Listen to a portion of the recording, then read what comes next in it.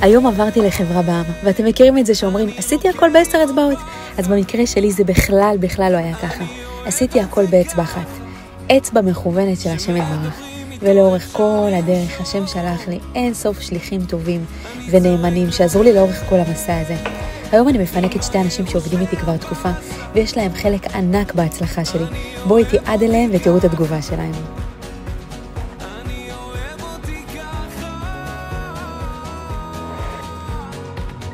ואת אמרת שזה בסדר, בוא נחיה את הרגע, עד שהבנתי את הקטע, בחרת לעזור. אז בלילות כשהוא